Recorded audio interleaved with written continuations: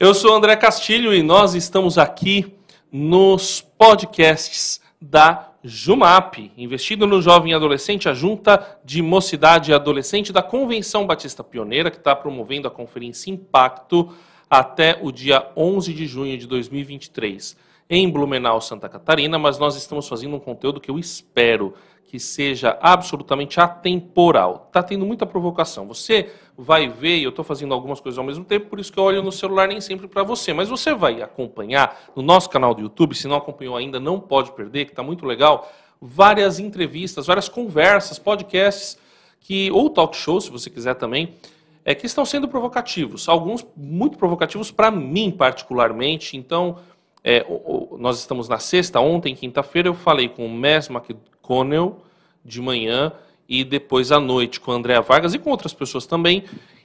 Mas por que eu estou citando esses dois? Porque eles citaram algumas questões importantes da igreja e eu trouxe, então, um outro pessoal aqui que está no chão.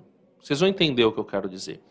E eles vão falar um pouco para a gente também sobre como eles sentem a igreja e se eles podem confirmar o que o Mess e a Andrea Vargas falaram ontem aqui pra gente. Se você ainda não viu do Mess e da Andrea Vargas, não é obrigatório você ver antes de ouvir, porque a gente vai citar aqui. Mas vê lá que vai complementar as diferentes visões. Aproveita para curtir esse vídeo, para se inscrever no nosso canal, para ativar o sininho, para compartilhar. Assim, é muito importante. Acima de tudo, compartilhe essa entrevista, essa conversa, na verdade, porque eu acho que ela vai ser importante para a gente. Paulo César é da Missão Sena. Então, em uma frase, o que é a Missão Sena? Fala mais perto do microfone. A Missão Sena acolhe os moradores de situação de rua que estão na região da Cracolândia. Lá na cidade de São Paulo. Isso, perfeito. Isso. A Silvia da Costa é diretora do CAIS. O que é o CAIS? Em uma frase também. O CAIS é o Centro de Atendimento Integral aos Surdos, uma instituição que trabalha investido no amor para as pessoas com deficiência, em específico aos surdos. Surdos, olha, vocês estão show de bola, hein? Muito bom. E o Luiz Leisner, que é o coordenador do Ministério de Homens da RTM Brasil. O que é o Ministério de Homens da RTM Brasil? Também uma frase, Luiz. O Ministério de Homens da RTM trabalha em ajudar o homem a ter sucesso na vida, baseado no padrão de Jesus Cristo para o homem e dentro do design de Deus, levando o homem a ser aquilo que Deus sempre quis para o homem. Boa, olha, a palavra sucesso já gera algumas discussões, né? Já gera, porque a gente está falando aqui com duas pessoas que, desculpa, é para provocar um pouco mesmo, trabalham com fracassados. Pessoas destinadas ao fracasso ou pessoas que foram colocadas no fracasso. Vocês concordam com isso? Que vocês trabalham com fracasso? De certa forma, o Luiz também, né? Porque, por exemplo, eu sou um fracasso. Mas vocês concordam que vocês trabalham com pessoas fracassadas? Sim, na verdade eu concordo, André, porque ao longo dos anos, né, essas pessoas que estavam em situação de rua, elas teve sonhos, né, tiveram famílias, algumas tiveram qualificações e por conta do envolvimento, né, com a adicção, a situação deles foi uma situação de rua, né? Então hoje essas pessoas que tiveram sonhos, planos, né, que viveram talvez com sua família, com sua esposa, tiveram ao longo da sua trajetória de vida um envolvimento com o crack e aí tiveram uma vida fracassada, né? Então, em certo ponto, sim, né? Claro que eu também acredito num novo recomeço. Boa, é importante isso daí. Podemos considerar assim para o surdo também, Silvia? Podemos, com certeza. Os surdos são excluídos da sociedade.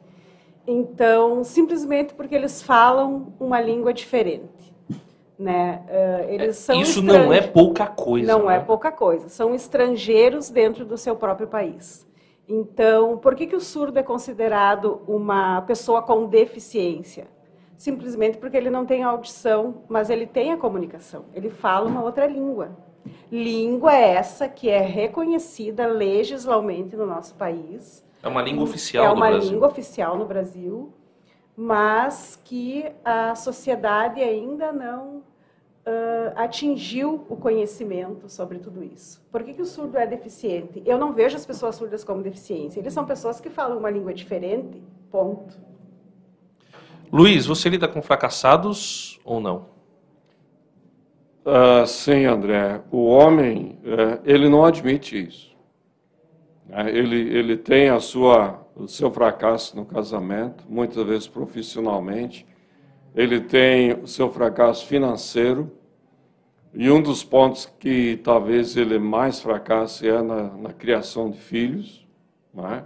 Então, quando a gente vai trabalhar com o homem para resgatá-lo dessa situação, primeiro que ele precisa admitir esse fracasso. Ele precisa admitir... Interferência estranha aqui, mas pode continuar. Ele precisa admitir que ele precisa de ajuda. E se ele não admitir isso, ele vai continuar no fracasso. Pois é. E o que é importante é que isso impacta, por exemplo, a pessoa em situação de rua de alguma medida, porque muitos que estão em situação de rua hoje foram filhos ou foram pais, com as suas frustrações e suas questões. E isso impacta a maneira como se trata o surdo, por exemplo, ou às vezes, não sei se tem qual que é a estatística disso, né? Mas tem gente que ficou surda por violência. Ou é mais comum a pessoa ter ficado surda por ocasiões congênitas ou doença? É mais normal congênitas, mas também acontece de pessoas que, por exemplo, eu conheço surdos que nasceram ouvintes, aconteceu um acidente, caiu, bateu a cabeça e ficaram surdos. Ou também porque a partir de 5, 6 anos tiveram algum tipo de doença, atingiu alguma coisa e ficaram surdos. Né? Mas a maioria deles nascem e não tem explicação específica, né, sobre a causa da surdez. Mas de qualquer forma você deve encontrar, por exemplo, filhos de ouvintes, pessoas surdas que são filhos de ouvintes. Sim. E eu imagino a rejeição que eles devem sofrer. Os filhos dos surdos, eles não nascem surdos, porque a surdez não é hereditária. Né? Então, inclusive, são os filhos que depois passam a cuidar dos pais, né? Já precocemente. Inclusive, os filhos dos surdos também, eles falam primeiro, a língua deles é a língua de sinais, e depois eles passam a aprender o português. E os surdos que são filhos de ouvintes? Eles enfrentam rejeição na família? Enfrentam rejeição, isso... aproxima um pouquinho mais do microfone. Geralmente, os pais, as famílias com quem nós trabalhamos, né, são as pessoas que menos sabem se comunicar com os surdos. Então, o surdo precisa de um dentista, eles vão lá em quem sabe falar a língua deles e pedem. Eu preciso de um dentista porque eu estou com dor de dente, ou eu preciso de um médico porque eu estou sentindo isso. Então, nós fizemos também esse trabalho de ponte entre as famílias e o surdo. Essas crianças hoje que são surdas, a gente já orienta os pais, vocês precisam aprender, precisa ter diálogo em casa. Então, afeta muito a vida de uma pessoa surda não ter comunicação com outras pessoas. Imagina dentro de casa tu não poder conversar com a mãe, com o irmão, né? Uma conversa clara, uma conversa que me entendam, pelo menos. Então, tudo isso acarreta feridas emocionais também para os surdos. E isso que eles trazem consigo, né? E com quem que eles se abrem, com quem fala a língua deles. Olha, agora... ela falou um pouquinho, né, do trabalho dela. A Missão Sena atua com o pessoal em situação de rua mas vocês atuam de um jeito diferente. Acho que uma característica é vocês viverem com essa turma, certo? Como é que é a vivência de vocês com a pessoa em situação de rua? Ela passou por essa rejeição que ela mencionou aqui, por esse isolamento também, apesar de repente, ter nascido perfeita do ponto de vista humano. Ela foi rejeitada em alguma medida? Olha, a maioria das pessoas que estão em situação de rua vem de uma família disfuncional, né? Então, é o que a gente encontra muito quando a gente tem esse contato, esse relacionamento com as pessoas que estão em situação de rua. E como você falou, a Missão Sena, ela não está ali só para fazer um assistencialismo. Porque é interessante quando você pensa só no pão, né, isso você tem um sério problema de cair no assistencialismo. Né? Então, né, pão sem palavra é assistencialismo, e palavra sem pão é religiosidade. Aí você une a palavra e o pão, isso é o Evangelho de Jesus. É isso que a gente encontra na Bíblia e nas Escrituras. Quando a gente olha no perfil do modelo de Jesus, e quando a gente percebe e vê Jesus lidando com os marginalizados, a gente vê ele se relacionando com essas pessoas. Então esse é um diferencial na Missão Sena. A gente não estaria no centro de São Paulo só para dar um pão. A gente não estaria no centro de São Paulo só para dar uma refeição.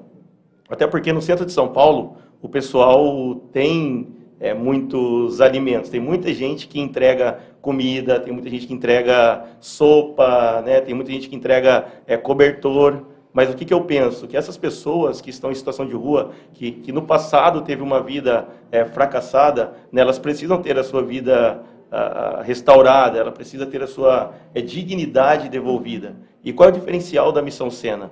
A gente vai na rua, a gente tem um contato, a gente mantém um relacionamento com essas pessoas, a gente mantém um vínculo com elas, e a nossa ideia é mandar para a reabilitação. Né? Então, depois que elas saem da rua, elas passam por um processo de reabilitação de 9 meses, desintoxicando e tendo um contato com a palavra de Deus. E para mim, né, o mais importante é o que acontece, né, depois do processo de recuperação.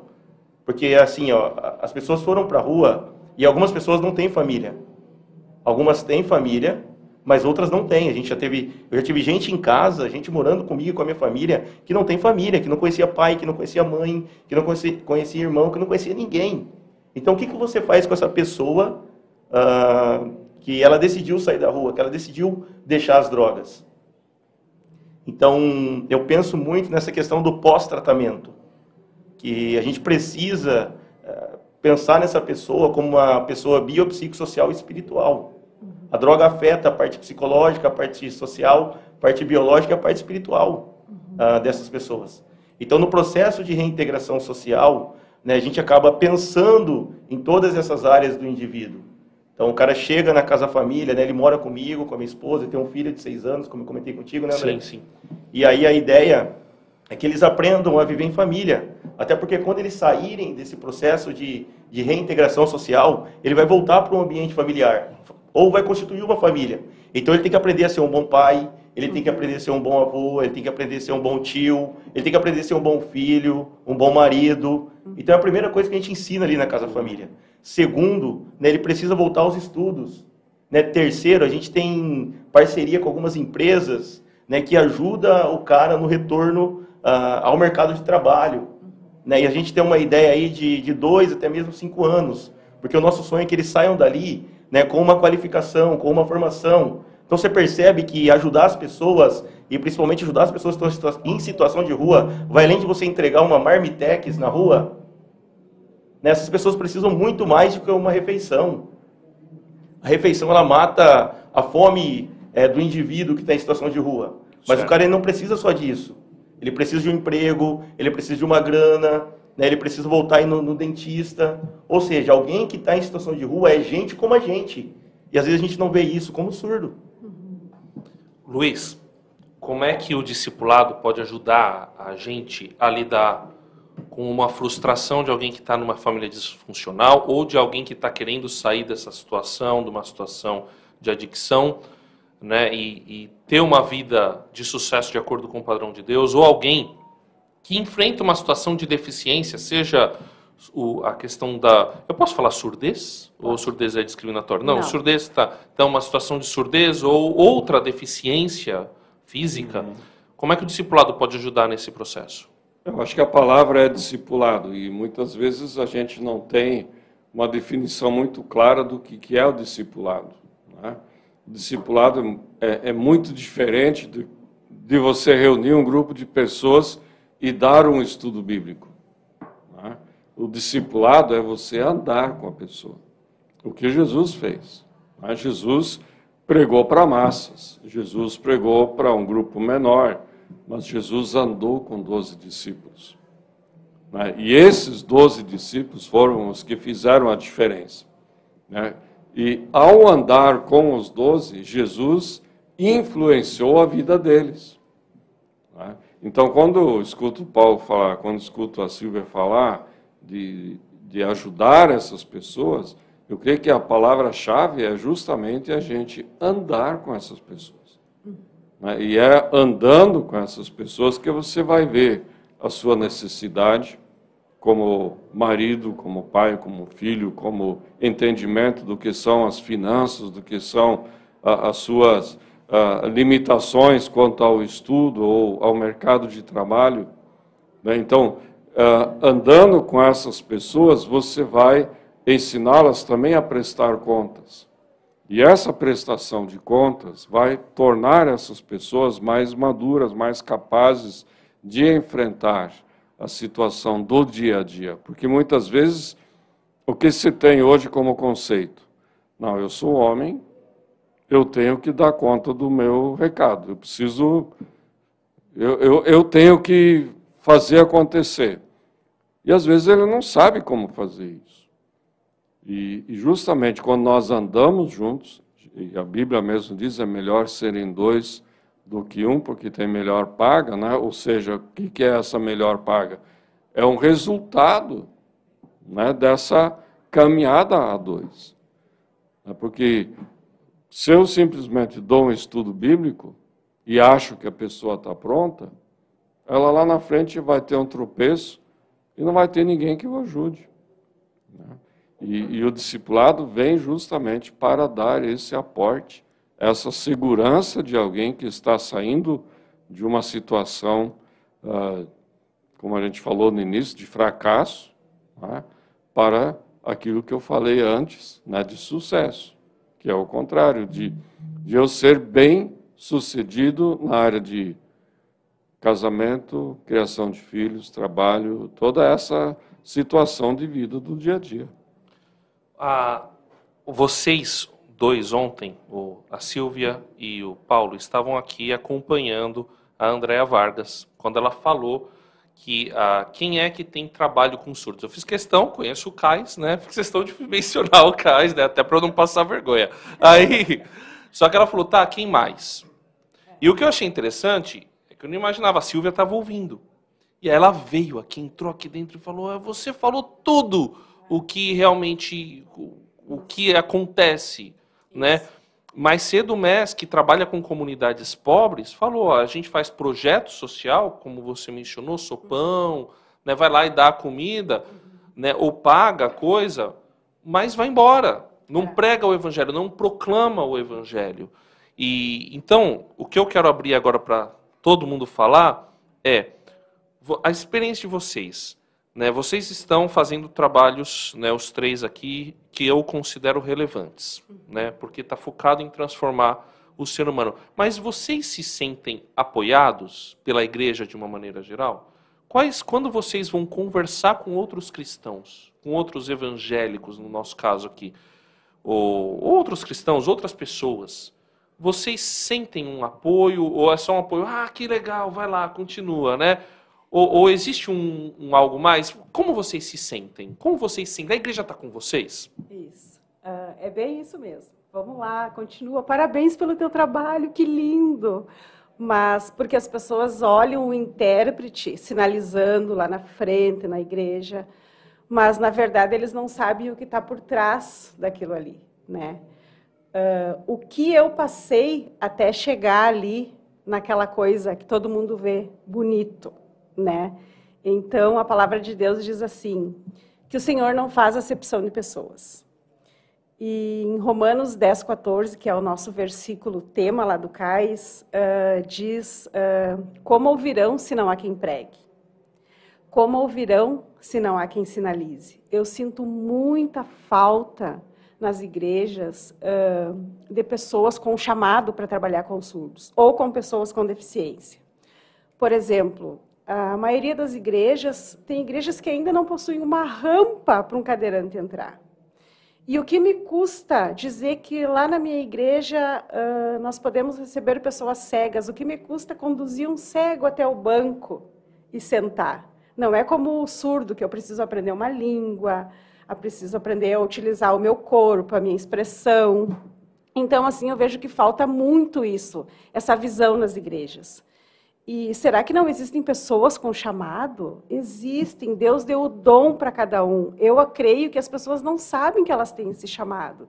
Então, por isso, o nosso trabalho de ir nas igrejas, falar sobre a inclusão de pessoas com deficiência, não só de surdos, trazer essas pessoas para a igreja, trazer essas pessoas para o nosso meio, sabe? Isso é um trabalho bonito, mas vamos fazer junto. Falta ainda, talvez, os pastores, que são os líderes, os nossos cabeças. Eles é que têm que começar a fomentar isso nas igrejas. Vamos trazer pessoas com deficiência? Quem? Vamos começar por quem? Os cegos, talvez seja uma deficiência fácil, né? Porque a gente conversa com as pessoas, a gente conduz eles, então, cadeirantes, os cadeirantes, a dificuldade deles é o andar, né? O acesso. Será que é tão difícil para a minha igreja fazer uma rampa? Né? Ainda tem igrejas que não possuem rampa. E tem aquelas que fazem e está lá a rampa e tal, mas já convidaram um cadeirante para entrar. Essas coisas de... E quando ele vai? Ele é bem recebido? Porque talvez as pessoas não saibam como lidar com essas pessoas, com essa deficiência, mas eu creio que nesses lugares existem pessoas com chamado. Então, por que não me preparar? Me preparar como? Se eu só preciso demonstrar amor para essas pessoas, para os cegos, para os surdos, agora, ou para um cadeirante. Agora, falando na questão dos surdos. Os surdos, sim, para eles serem incluídos dentro de uma igreja, o intérprete precisa estar num lugar visível, né? Tem algumas coisas assim, por exemplo, que não tenha muita poluição visual atrás, que os surdos possam sentar num lugar assim na frente, que possam visualizar bem o intérprete. Claro que os surdos podem sentar no lugar que eles quiserem, né? Mas que eles tenham um lugar onde eles possam visualizar, que ninguém fique passando na frente, porque essas coisas atrapalham. Isso é incluir os surdos dentro da igreja. Isso é incluir as pessoas com deficiência dentro da igreja. E eu sinto muita falta de pessoas com deficiência dentro das igrejas. Na Pioneira mesmo, a gente tem fomentado, falado, difundido esse assunto, mas ainda falta interesse, talvez, que venha de cima, que seja dos pastores. Gente, vocês podem falar à vontade. Por exemplo, você acha que os pastores estão pisando na bola, Paulo? Ou você acha que a igreja, como ela falou, né, falta pessoas com chamado? Falta pessoas com chamado ou a igreja não atendeu o seu chamado? Eu acredito que a igreja não atendeu o seu chamado. E tenho a absoluta certeza nisso. Porque assim, vou contar até uma história para começar a minha fala. Eu já morei, né, e eu moro ainda com 15 pessoas que saíram da rua. E eu congrego numa igreja. E sempre quando eu visito uma igreja, eu levo os meninos comigo. Eu fui falar numa igreja, fui pregar, né? E o meu carro estava no estacionamento. E aí, de repente, eu falei para um dos meninos, olha assim, vai tirando o meu carro do estacionamento, dei a chave do meu carro para ele, falei, ó, tira o meu carro do estacionamento, traz ele para frente da igreja, que eu vou conversar com o pessoal, a gente já vai para casa. Quando eu saí da igreja, perguntaram para mim, você está de carro, Paulinho? Você está de metrô? Do que você vai embora, né? Vai de metrô, vai de ônibus? Eu falei, não, eu estou de carro. O menino que está morando comigo, ele foi buscar meu carro no estacionamento e ele já vai vir aqui na frente da igreja para a gente ir embora. O cara olhou para mim e falou assim, mas você deu a chave do seu carro na mão de um cara que estava em situação de rua. Então isso para mim assim é muito triste. Primeira coisa, para mim, demonstra que a igreja não está preparada. Segundo, para mim, isso aí demonstra que a igreja também não quer se preparar. Porque hoje, quando você olha no ambiente eclesiástico, quando você olha para a igreja, ou a pessoa que está dentro da igreja conhece alguém que está com problema com droga, né? Ou tem alguém na própria família que tem problema com dependência química. Né? Mas a igreja ela costumou terceirizar o serviço. Que instituição trabalha com dependente químico? Que instituição trabalha com surdos? Que instituição trabalha com os marginalizados? Porque fica mais fácil eu terceirizar. Porque terceirizando, isso não me dá trabalho. Isso não me dá dor de cabeça. Porque será que, como igreja, a gente está querendo trazer um morador de rua para dentro da nossa igreja? Num culto dominical? Onde tem várias pessoas ali de uma classe média ou alta? Então você acha que o Mestre está certo quando ele fala que a igreja precisa, o sistema, ele falou isso daí, o sistema precisa ser destruído? O sistema religioso ele precisa mudar. Porque eu acredito que hoje a nossa visão não é mais as pessoas. E principalmente, né, os marginalizados. E a igreja ela poderia ajudar muito. A igreja poderia ajudar muito, né, em relação a reinserir os marginalizados na sociedade. Né, dentro da igreja... Melhorou aí, senhor Samuel, ótimo, vai lá. Dentro da igreja, a gente tem médico, dentro da igreja a gente tem psicólogo, né, dentro da igreja a gente tem advogado, né, nutricionista, né, dentista. E será que essas pessoas não poderiam ajudar a reinserir os marginalizados na sociedade? Né, mas por que a igreja não faz isso? Né, porque dá trabalho. Por exemplo, agora em São Paulo, a gente está num período bem frio, né? E tem muitas pessoas morando na rua, muitas pessoas morrendo de frio nesse período de inverno, de hipotermia. E quantas igrejas a gente tem dentro de São Paulo? Então, por que as igrejas elas não abrem as suas portas nesse período de inverno para receber essas pessoas que estão em situação de rua? Porque dá trabalho, André. Dá trabalho a gente mexer com as pessoas que estão em situação de rua. Dá trabalho a gente mexer com os marginalizados. Dá trabalho a gente se envolver com quem tem problema. E aí, assim, para mim é muito contraditório quando eu saio com uma equipe para a rua para evangelizar, para falar de Jesus. Aí, beleza, o cara se converte. O que você faz com esse cara? Você deixa ele na rua? O cara se converteu, ele não é seu irmão em Cristo Jesus? Você vai deixar ele ainda no relento? Você vai deixar ele ainda passando frio? Passando fome? Correndo risco de morrer de hipotermia? Então, para mim, é bem contraditório o que a gente está vivendo nesse ambiente religioso. A gente fala de evangelho, mas a gente não vive o evangelho. A gente não ama as pessoas que estão em situação de rua. A gente não ama o marginalizado. A gente não ama o indiferente. Eu fiquei pensando ao longo da caminhada nisso. Não tem como eu ir para a rua, não tem como eu desenvolver um trabalho com a população em situação de rua, e a partir do momento que o cara se converte, eu deixo ele lá. Por isso que eu e minha esposa, juntamente com a minha família, a gente decidiu trazer essas pessoas para dentro de casa. E aí até hoje eu vejo a igreja marginalizando essas pessoas. É o ex-morador de rua, é o ex-travesti, é a ex-garota de programa. Não é o meu irmão em Cristo, Jesus. Né? Até hoje a igreja marginaliza quem vive à margem da sociedade. Então eu acredito que a igreja ela precisa rever os seus conceitos sobre o que é o evangelho de Jesus. Jesus estava com o marginal. Jesus estava com o marginalizado. Jesus estava com o excluído da sociedade. Você lembra o leproso naquela época? Os religiosos não tocavam num leproso. E tem um fato na palavra de Deus onde Jesus toca o leproso. E isso é muito fascinante. Isso prova, né, que a religiosidade ela está vivendo bem distante daquilo que é o evangelho de Jesus. É mais fácil ir para a igreja no domingo à noite, né, cultuar a Deus, cantar louvor, né, durante a semana eu trabalhar, ganhar grana, eu ir para a faculdade, né, no final de semana sair com a minha família, do que colocar um morador de rua dentro da minha casa. Você acha que a igreja quer isso, André? Se eu não coloco o morador de rua nem dentro da igreja, você acha que eu vou colocar dentro da minha casa?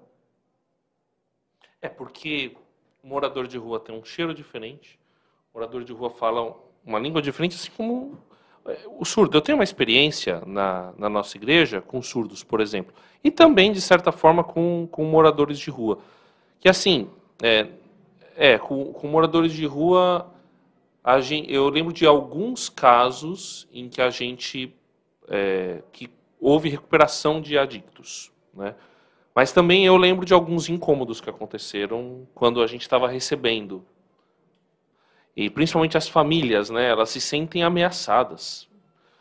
No caso dos surdos, foi muito difícil trabalhar.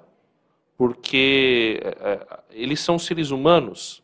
Então, eu vou falar um negócio aqui, Silvio, se eu estiver errado, eu tenho a impressão que eles são briguentos tanto quanto a gente, assim, e aí eles brigam entre eles. É engraçado que eles estão gritando, né, gesticulando um pouco mais alto, assim, e porque são gente, na verdade, né? Precisavam ser pastoreados, e a gente só bota um intérprete e acha que está tudo certo. Com certeza. Tem pessoas que dizem assim, ai, mas os surdos são bravos, né? Como que vocês conseguem lidar com os surdos? A gente fala a língua deles. Só isso. E tem outra coisa, são missões, né, Luiz? São públicos que não dão retorno. Por exemplo, ó, aquilo que o pastor Luiz falou sobre discipulado, né, que um dos caminhos principais ali é o discipulado com os homens, não é, pastor? Com os surdos também, fazer o discipulado com os surdos na língua deles, que eles entendam. Porque, por exemplo, nós lá do CAIS, a nossa sede é em Ijuí, interior do Rio Grande do Sul. Ainda tem muito surdo que não conhece a própria língua. Aí você sentar com um livrinho com desenhos sobre o Evangelho, mostrar para eles Jesus, e eles dizem, quem é Jesus? Daí a gente mostra a figura, aquele homem que tá morto lá naquela cruz, ou aquele homem, quem é aquele homem? Aquele homem é Jesus. Eles não sabem o nome, eles não sabem por que aquele homem morreu lá daquele jeito, eles só morreu. Tem surdo que não sabe a própria língua, eles não sabem sinal de nada, só gestos próprios. Então, um dos nossos objetivos como instituição é ensinar Libras para aqueles surdos adultos que ainda não sabem, para as crianças também, e posterior a isso, a gente começa com o Evangelho. Eu tenho dito que a igreja hoje vive a síndrome de Israel. O que isso significa? Isaías 59 diz, vocês foram chamados para serem luz para as nações. E Israel fez o quê?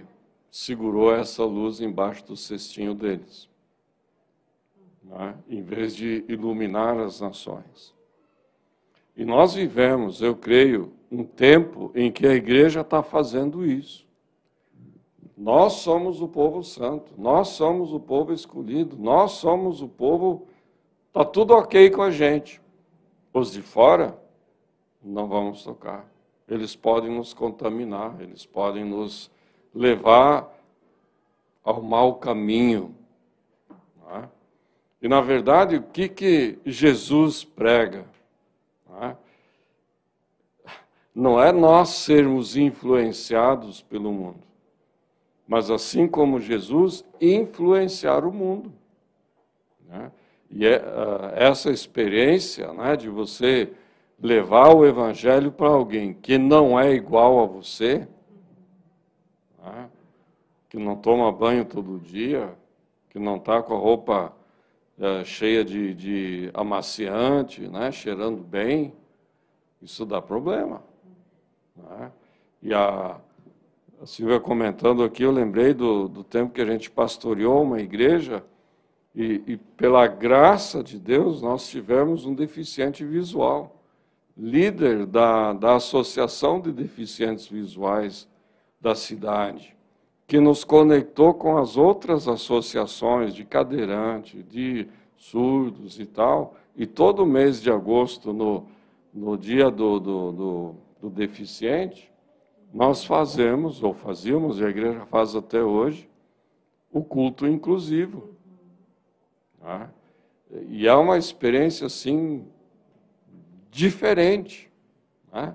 Porque você tem todas as pessoas ali carentes do amor de Jesus, tendo a oportunidade de conversar com o pessoal da igreja, de estar na igreja, e aí, de repente, você vai para um evento de uma associação de surdos, vai para uma confraternização dos deficientes visuais, e assim, o que acontece? A igreja se torna conhecida, e ela se torna conhecida como uma igreja receptiva. Né? Acho que é uma experiência positiva no meio desse momento assim que a igreja vive de se fechar para si mesma. Né? Ah, eu prego o evangelho todos os domingos. Mas para quem está dentro da igreja? E para quem está fora? Eu acho que o desafio é esse mesmo, André. O desafio não é só pregar para os de dentro, mas o desafio é pregar para os de fora. Vocês acham que uma prostituta vai entrar no culto convencional da igreja aos domingos? Você acha que um travesti vai entrar no culto convencional num domingo à noite? Não vai. Então, se a gente não for até essas pessoas, se a igreja não for até esses lugares escuros, se a igreja não for até os marginalizados, né, como que eles vão ser transformados pelo poder do evangelho? Né? Então, eu acho que a igreja ela precisa sair um pouquinho da sua bolha. Né? Como igreja, eu acho que a gente precisa olhar mais, né, para os de fora. Né? A gente fala sobre ser relevante, mas ser relevante para os de dentro? Quando eu penso na palavra relevante, é para os de fora. A igreja precisa ser relevante onde ela está inserida, de acordo com as suas demandas sociais. Então, essa palavra ser relevante está falando da porta da igreja para fora e não da porta da igreja para dentro. Então, essa é uma grande dificuldade da igreja, porque a igreja se acostumou. De verdade, a igreja está acostumada a frequentar os cultos dominicais. Aí entra alguém que é diferente dentro da igreja, já tem a dificuldade. Não faz parte do meu grupo social. Né? Alguém que é diferente, Sim. Alguém que cheira mal, alguém que vai, né, trazer problema, alguém que vai trazer dor de cabeça. Mas será que o evangelho não é para isso? Como chegar nisso que o Luiz falou, de você ser uma igreja acolhedora, né? Foi essa expressão que você usou? Uma igreja acolhedora para esse público que você falou. Porque assim, o surdo, no médio e longo prazo, é muito difícil você continuar, porque é uma outra cultura. Eu sinto isso. Por exemplo, você começa todo mundo empolgado, feliz, mas aí você começa a receber o WhatsApp de surdo. E você mal entende o WhatsApp do surdo. Por quê? Porque ele fala outra língua. E ele vai expressar outra coisa ali. Agora, eu tenho a impressão que, por exemplo, o travesti é pior. Nem é o primeiro contato. O curto prazo já é difícil. Então você não consegue Sim. nem no curto. Estou citando o travesti aqui. Né? Eu tenho a impressão... ter contato com ele à noite? Eu tenho a impressão que, assim, o acolhedor para o deficiente, pelo menos no curto prazo, a gente até começa. O difícil é o continuar. Agora, o acolhedor para esse tipo de pessoa, né, para esse tipo de trabalho, quase que eu falei para esse tipo de gente tão discriminatório, eu acho que é mais complicado. Tem uma outra questão que eu creio que é importante a gente colocar sobre a mesa, é que quando essa pessoa por exemplo, resgatada, ela vem para a igreja, ela se insere na igreja, aí ela é ensinada a adotar a cultura da igreja. E ela, que poderia ser essa ponte para trazer outros, ela é formatada do jeito que a igreja quer que ela seja, e ela deixa de ser aquela pessoa que realmente pode trazer outros para o contexto da igreja. Não é verdade? Você sente isso? Sim, porque, por exemplo, na própria Missão Sena, a gente tem pessoas que foram resgatadas, que saiu do mundo da prostituição, que hoje ajuda outras pessoas. Né? Então, dentro da igreja, eu acho que quando a pessoa sai da rua, passa pelo processo de recuperação, agora está no processo de ser reinserida na sociedade, eu acredito que precisava ter um investimento, um preparo nessa pessoa, para ela começar a desenvolver um trabalho, até mesmo acolher quem está em situação de rua e provavelmente vai se achegar à igreja. Mas não há um investimento em quem saiu da rua. Né? Como eu disse, o cara está dentro da igreja e ainda passa por esse período de exclusão. Né? As pessoas Você quer que ela saia da rua e se torne um cara, um branquinho, nerdzinho que nem eu, assim, né? A gente que é o nosso ideal, né? Um menininho, né, perfeitinho, criado assim da igreja, tem que virar um André. E aí virando, aí beleza, aí tá transformado, mas ser ela para alcançar, inclusive, saber usar a linguagem, não sei se eu estou me fazendo entender, né? É um pouco mais complicado, né? André, o cara que saiu do mundo das drogas tem mais facilidade de lidar com adicto. Mas por que a igreja não investe nesse cara? Eu estou falando dele, ele depois de ter passado por todo esse processo. Né? Eu tenho pessoas que moram comigo, que hoje é pai de família, tenho pessoas que moram comigo, que hoje é gerente no Shopping Interlagos, pessoas que moram comigo, que hoje está fazendo gastronomia. Então, assim, a gente como a gente. Então, assim, por que não investir nessas pessoas para alcançar outros também, já que uma pessoa que está ali no ambiente evangélico, nunca teve problema com droga, ou tem medo, né, que a gente estava falando também sobre isso. Exato, né? A gente falou do conteúdo. Precisa ter, sabe, um investimento talvez nessas pessoas, mas a igreja não investe. É difícil a igreja investir em quem saiu de situação de rua. É bem difícil. Por exemplo, um pastor surdo.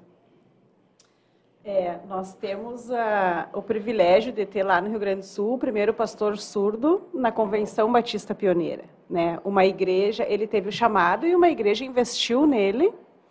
E hoje ele já é pastor ordenado. O CAIS também auxiliou, ele fez os estágios lá no CAIS, e isso foi uma alegria muito grande. Ele foi um exemplo muito grande para os outros surdos também perceberem o que eles são capazes, aonde eles podem chegar, né, como pessoa. Lá no CAIS, por exemplo, nós realizamos de 3 em 3 anos um congresso para os surdos. E sempre como preletor, eu procuro chamar um surdo, porque o surdo precisa ser referência para os outros surdos. Né? Um surdo missionário, um surdo pastor, que vá, que fale, que pregue. Surdo casado, que fale sobre como é a vida de casado, quais são as nossas responsabilidades. Surdo falando para surdo, não ouvinte falando para surdo, porque sempre o ouvinte está me ensinando. Então, um igual me falando, isso é maravilhoso. A gente procura sempre dar essa atenção para eles também, de organizar esse momento para eles de integração, de convívio, de aprendizagem, como um congresso para surdos. Também realizado pelo CAIS. Boa. Eu tenho a impressão, você se tocou num ponto aí, que um dos maiores problemas do pessoal com quem a gente trabalha, não sei se o Luiz sente isso também, é a autoestima. Porque, assim, é um povo que está com a autoestima destruída, derrubada. Né? O surdo é alguém com autoestima. Eu percebo, eu tenho a impressão, e isso causa muitos problemas. O adicto também, o cara em situação de rua, quer dizer, ele está passando lá, é um invisível, como a gente estava conversando, né? Passando pelos carros, pelas ruas, e está com a autoestima lá embaixo. Né? A gente também, e aí a gente percebe no discipulado que quase todo mundo tem a autoestima lá embaixo. Né? E aí, baseado nisso, o Hélio César mandou uma pergunta para a gente, ele é de Florianópolis, aqui em Santa Catarina, e ele pergunta qual o maior desafio para alcançar essas gerações que a gente está conversando aqui. Cada um fala qual o maior desafio que vocês encontram para alcançar essa geração e o público com quem vocês trabalham. Olha, eu acredito que hoje o maior desafio é pessoas.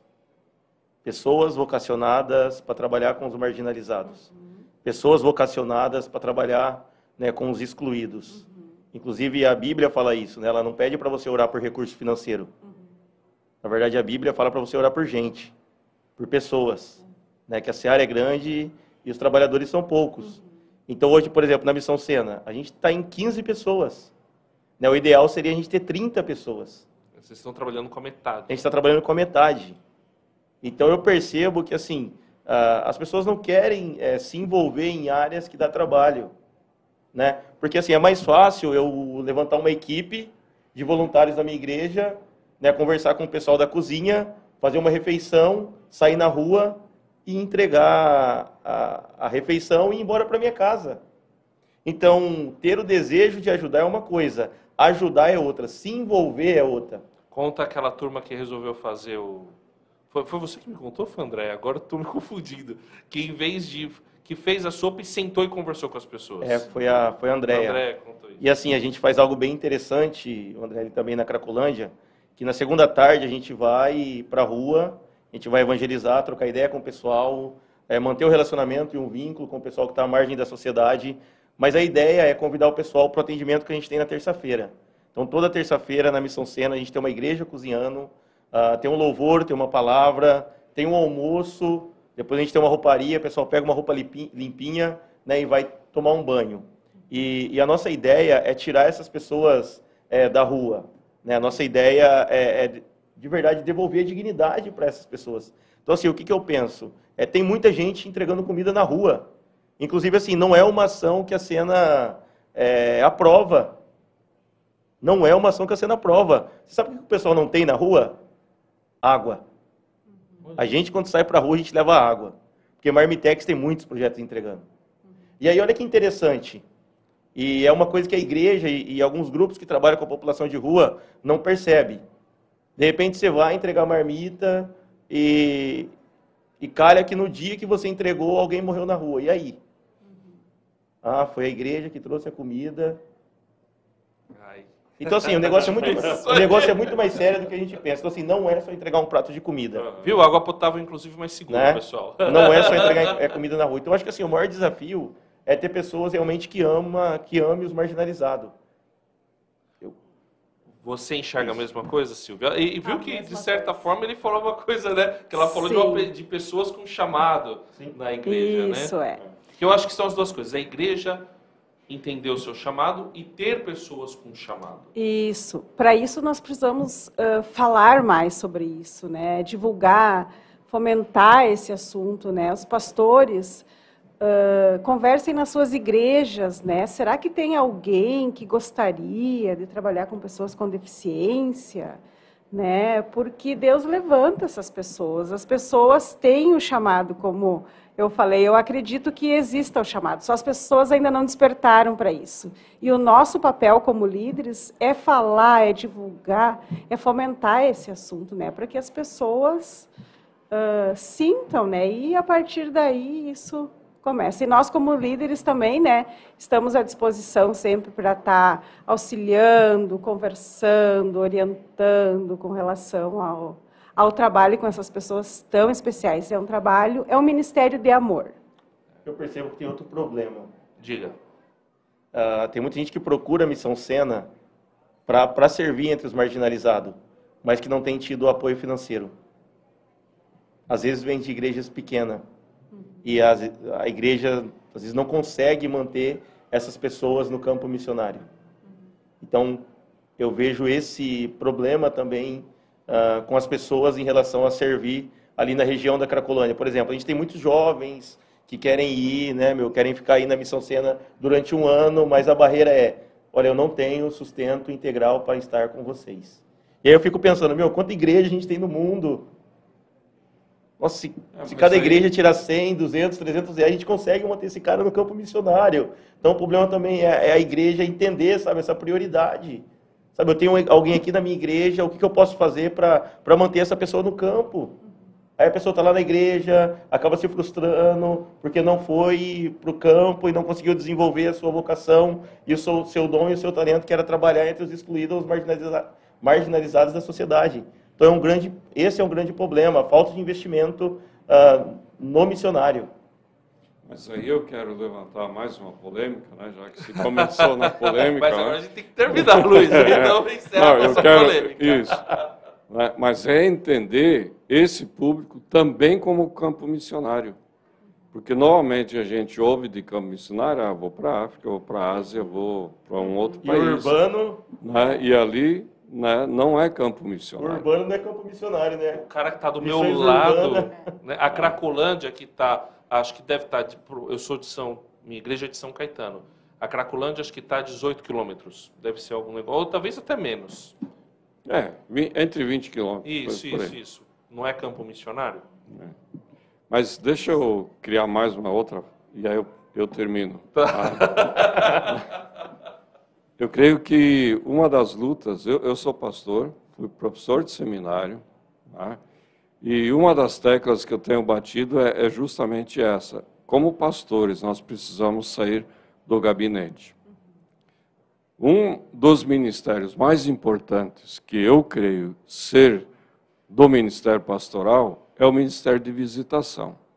E hoje o pastor diz, quer falar comigo? Marca a hora com a secretária e me encontra na igreja. Ele não sai para fora, ele não visita as famílias. Ele não entende que lá na família da igreja tem um surdo. Ele não sabe que lá na família da igreja tem alguém que está viciado, né? Porque ele não visita. Né?